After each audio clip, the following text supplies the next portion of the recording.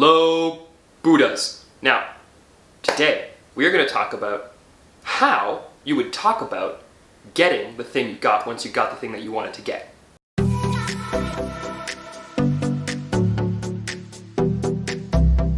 Now, this is entirely inspired by a meditation that I actually just had this morning of recording the video. And I was in a mind palace that I've created for myself, which I'll get into that in another discussion, I think. But I was in a setting talking to a really good friend of mine, and he was asking me how I got some specific goal. And the details here are not important. But my response in said meditation visualization setting, my response to him did not come from logical Alex, like these are the course of events that I went through to get it. It actually was from my higher self, which is incredible when you meditate on the idea of yourself, which we'll get into that again in another video about how I visualize and meditate. But what I noticed was that my higher self, whom I'm looking like point of view through, responded to him very casually, very straightforwardly. I didn't do anything. God gave it to me. And I thought that that was so profound and beautiful. And I want to explain that a little bit to you, my audience, who have lovingly subscribed and hit that like button, because we all want positivity and incredible videos in this world, don't we? My higher self did not reveal the path through time that it took for me to get the goal that I had achieved in that visualization. But my higher self gave me a bit of a secret, which was that I didn't have anything to do with it.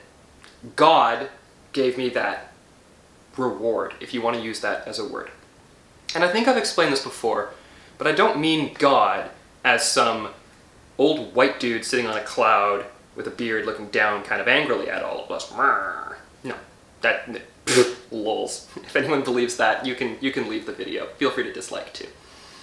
But what I actually mean is the power and the abundance of the entire cosmic universe and beyond, past my comprehension abilities at this level as a human.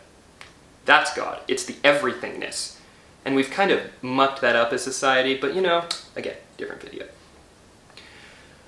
What this actually means, though, is I play my part in the grand scheme of the world, and I play it lovingly, and that's what I'm doing right now. But what I know is an outcome of doing what I love, which is sharing these messages with you, fine, wonderful Buddha people, is that that is my gift. Or at least it's a part of my gift. It's a part of my calling here. It's a part of my work. And the compensation for work is not monetary. It's not a paycheck every 2 weeks. That's energy so that you can continue your work. That's not the true compensation, right? We've accepted that that's our compensation and that's as good as it gets, but I call bullshit on that. And I'm looking for the actual connections. And in this scenario, it is so profoundly powerful to me that my higher self would say specifically, I didn't do it, God did, right? Like God gave me this pleasure, this gift. And I absolutely had to share that with you because I think we're looking at this a little bit backwards. I think, or receive thoughts that indicate that we are very, very selfish about what can I get right now. And that serves in a certain way. When you're hungry and you need to eat, right now is what matters, right? But this is a different kind of hunger that I have. This is not a hunger for food.